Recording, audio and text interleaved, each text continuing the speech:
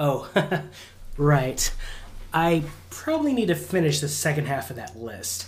So where was I? Judge Doom from Who Framed Roger Rabbit. As a kid or an adult, I still love Who Framed Roger Rabbit. But more than just the seamless integration of animated to live action, I love the villain. And Christopher Lloyd's portrayal of Judge Doom is priceless. There's just something off about the guy. Something not right. And at no time is that more apparent than when he's revealing his grand vision. I see a place where people get on and off the freeway. On and off and on, all day, all night. Soon, where Toontown once stood will be a string of gas stations, inexpensive motels, restaurants that serve rapidly prepared food, tire salons, automobile dealerships, and wonderful, wonderful billboards reaching as far as the eye can see. My God, it'll be beautiful. He's got so much heart, so much conviction, but strangest of all, his vision isn't too far off from what we have now.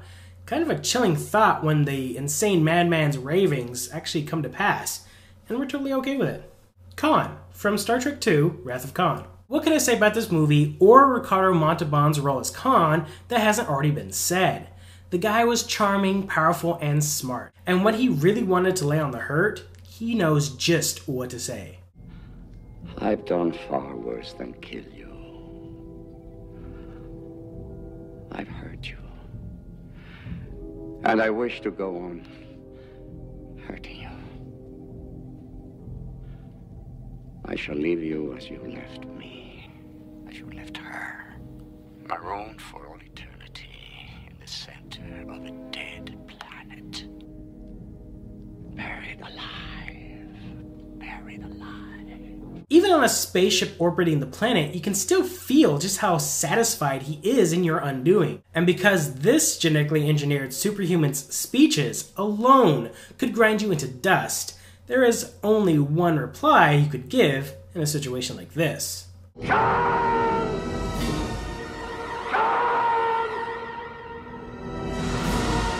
Agent Smith from Matrix Reloaded. More exciting than the world of possibilities the Matrix series gave us in terms of special effects was the introduction of the actor Hugo Weaving. Maybe it's through sheer luck or a Faustian pact, but Weaving has been in several blockbusters throughout the decade. But for me, it all goes back to his breakout role as the computer-encoded Agent Smith. And while Smith had no shortage of incredibly pretentious speeches that could give any hipster the vapors, I've picked his best to highlight. We're not here because we're free. We're here because we're not free. There's no escaping reason, no denying purpose, because as we both know, without purpose, we would not exist. It is purpose that created us. Purpose that connects us. Purpose that pulls us, that guides us, that drives us. It is purpose that defines. Purpose that binds us. We are here because of you, Mr. Anderson. We're here to take from you what you tried to take from us. So what put that monologue above the others so far? Simple. Choreography. I mean, just having one Smith telling you all the ways that you're dirt is bad, but when a whole chorus starts to echo the sentiment, you know shit just got real. Hannibal Lecter from Silence of the Lambs. Alright people, here we are. These are the big leagues. Hannibal Lecter is a movie monster like no one had ever seen before, mostly because he was just a normal guy. No spooky masks, no superpowers, but with a few observations he could turn you into a quivering mass. And he wastes no time in revealing this ability than with his first on-screen speech to Agent Starling. Do you know what you look like to me with your good bag and your cheap shoes? You look like a rube. A well-scrubbed, hustling rube with a little taste. Good nutrition's given you some length of bone, but you're not more than one generation from poor white trash, are you, Agent Starling? And that accent you've tried so desperately to shed, pure West Virginia. Does your father, is he a coal miner? Does he stink of the land?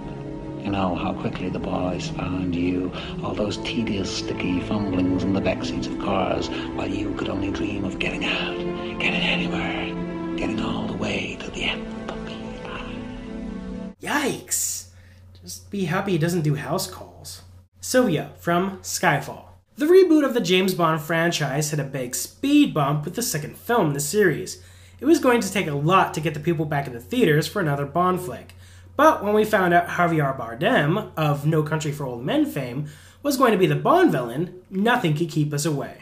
And Bardem did not disappoint with his portrayal of the sociopathic Sylvia. A computer genius and ex-MI6 operative, Sylvia pushed all the MI6 team to the limit, including Bond. But it has to be Sylvia's first introduction to Bond that really set the tone for things to come. My grandmother had an island. Nothing to boast of. We could walk around it in an hour, but still it was a paradise for us. One summer, we went for a visit and discovered the place had been infested with rats. They'd come on a fishing boat and gorged themselves on coconut. So how do you get rats off an island? My grandmother showed me. We buried an oil drum and hinged the lid. Then we wired coconut to the lid as bait, and the rats would come for the coconut, and boing, boing, boing, boing, boing, boing, they would fall into the drum. And after a month, you've trapped all the rats. But what did you do then? Throw the drum into the ocean? Burn it? No. You just leave it. And they begin to get hungry. And one by one, they start eating each other until there are only two left, the two survivors. And then what? Do you kill them? No. You take them and release them into the trees. But now they don't eat coconut anymore. Now they only eat rat. The slow approach, the controlled tone regardless of distance. Even across a room, you can hear the eerie calmness in his voice. Sylvia's speech managed something slasher killers wish they could do. Become more frightening the more you see him. But while Sylvia's speech was fantastic, it's still not my number one. Skeletor from Masters of the Universe. Okay, I might get a lot of flack for this one, but I know once I explain. People of Eternia, I stand before the great eye of the galaxy. Chosen like I was saying, to receive the powers of Grayskull.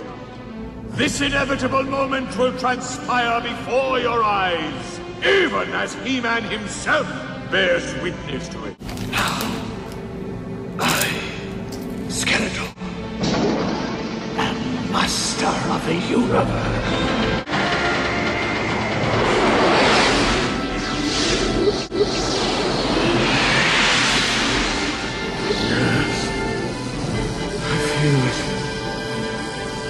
The power fills me.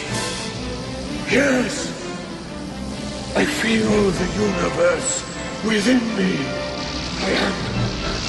I am a part of the cosmos. Identity flows through me. Of what consequence are you now? This planet, these people, they are nothing to me. The universe is power. Pure, unstoppable power. And I am that force. I am that power. Kneel before your master. Fool. You are no longer my equal. I am more than man. More than life.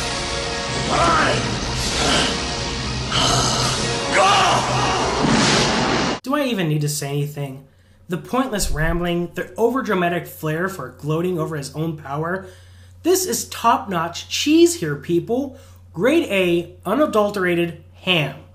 And it is glorious. I mean, what other villain could have the balls, the sheer balls, to spend an entire 2 minutes rubbing his success in your face? That, my friend, is why Skeletor's speech in Masters of the Universe is my top pick for villainous speeches. That's it for me for now.